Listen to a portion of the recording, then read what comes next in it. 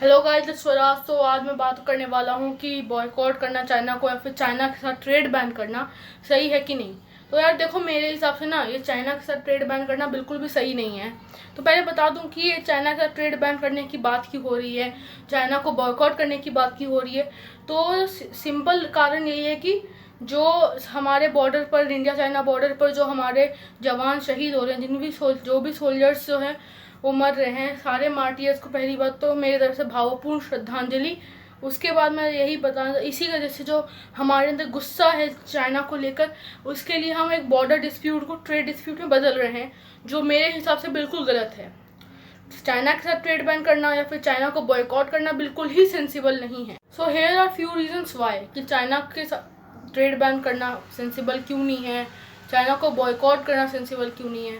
तो देखो कि अगर पहली बात तो ट्रेड डेफिसिट कोई बुरी बात नहीं है। ट्रेड डेफिसिट का बस इतना सा मतलब है कि अगर ये कंट्री है और ये दूसरी कंट्री है, तो ये कंट्री जो है ये इस कंट्री का ज़्यादा प्रोडक्ट कंज्यूम करती है जितना ये इस कंट्री के कंज्यूम करती है। जैसे अगर हम इंडिया की लिस्ट में देखेंगे तो 25 कंट्रीज़ के जिससे इंडिया रेगुलरली ट्रेड करती है, उसमें टॉप में नाम आते हैं यूनाइटेड स्टेट्स के, यूनाइटेड किंगडम के और नीदरलैंड्स के। तो इसका ये मतलब नहीं होगा कि इंडिया की इकोनॉमी इन तीनों कंट्रीज़ के इकोनॉमी से ज़्यादा स्ट्रॉन्ग है। सिमिलरली अगर हम देखेंगे कि चाइना और इंडिया को, तो इंडिया और चाइना के बीच ट्रेड डेफिसिट होने का इतना सा मतलब है कि हम इंडियन चाइनीज़ प्रोडक्ट ज़्यादा कंज्यूम करते हैं जितना वो हमारे इंडियन प्रोडक्ट को कंज्यूम करते हैं।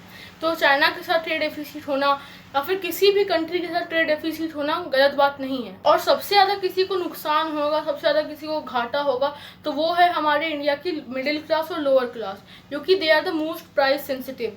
वो हमेशा यही देखेंगे कि क्या सस्ता है और क्या महंगा है। तो अगर हम कंपेयर करें, फॉर एग्जांपल हम एसी को ले लें, एयर कंडीशनर, तो हमारे पास है Chinese air conditioner, Japanese air conditioner और इंडियन एयर कंडीशनर, जिसमें से हमने चाइनीज़ एयर कंडीशनर्स को हटा दिया है। तो बचे क्या, जापानीज़ एयर कंडीशनर जो बहुत महंगे। तो अपर क्लास तो अफोर्ड कर लेगा इस बैन को, अपर क्लास तो अफोर्ड कर लेगा इस एयर कंडीशनर को, लेकिन लोअर क्लास और मिडिल क्लास नहीं लेगा जापानीज़ एसी, वो लेगा Indian AC, Indian air conditioner, जो लेस एफिशिएंट है, जो मतलब जिसको हर 2-3 साल में बदलना पड़ेगा। इसीलिए ये बैन सबसे ज़्यादा नुकसान करेगा लोअर क्लास और मिडिल क्लास को। तो अब सवाल ये खड़ा होता है कि ट्रेड बैन करना चाइना के साथ, क्या चाइना को कुछ भी फ़र्क पड़ेगा इस ट्रेड बैन करने से या फिर चाइना को बॉयकॉट करने से। देखो मेरे हिसाब से तो ना कुछ फ़र्क नहीं पड़ने वाला, क्योंकि मैंने अकाउंट्स पढ़े कि इंडिया जो है अपनी इकोनॉमी के हिसाब से 5% एक्सपोर्ट करता है चाइना को और 14% लेता है, इम्पोर्ट है उसका चाइना से। और अगर हम चाइना की इकोनॉमी के हिसाब से देखें तो वो लेस देन 1% लेता है इंडिया से और 3% देता है इंडिया को। तो नुकसान होगा हम ही लोग को, इंडिया को ही नुकसान होगा चाइना के साथ ट्रेड बैन करने में। Most importantly WTO, world trade organisation के हिसाब से कोई भी दो country, let's take as China and India, इन दोनों कंट्रीज़ के बीच में ट्रेड बैन नहीं हो सकता ट्रीटी के मुताबिक जो इन दोनों कंट्रीज ने साइन की है। तो ये देखो ट्रेड बैन होगा ही नहीं। इसलिए जो लोग ये कह रहे हैं कि जब तक मार्केट में चाइनीज़ सामान आएंगे हम खरीदेंगे क्योंकि वो ज़्यादा सस्ता है, मैं आपकी बात मान सकता हूँ कि वो सस्ता तो आप वही खरीदेंगे, लेकिन अगर आपको सही में बॉयकॉट करना है तो गवर्नमेंट ट्रेड बैन नहीं कर सकती है, क्योंकि उस ट्रीटी के मुताबिक ट्रेड बैन नहीं हो सकता है।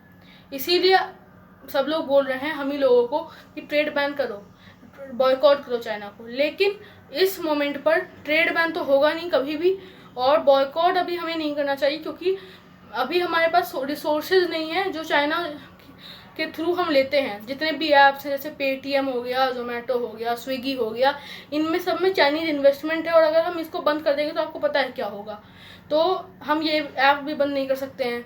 तो जितने भी सोशल मीडिया पर मैसेजेस आ रहे हैं बॉयकॉट करो बॉयकॉट करो, बॉयकॉट करेंगे, लेकिन एक समय के बाद जब जो हम चाइना से लेते हैं वैसा मैन्युफैक्चर इंडिया में भी शुरू हो जाए, वैसे चीज़ें इंडिया में बनने लगे, तब हम ऑब्वियसली बॉयकॉट करेंगे चाइना को। लेकिन इस मोमेंट पर चाइना को बॉयकॉट करना मेरे पॉइंट ऑफ व्यू से बिल्कुल सही नहीं है, क्योंकि जो चीज़ हम चाइना से लेते हैं वो अभी इंडिया में अवेलेबल नहीं है।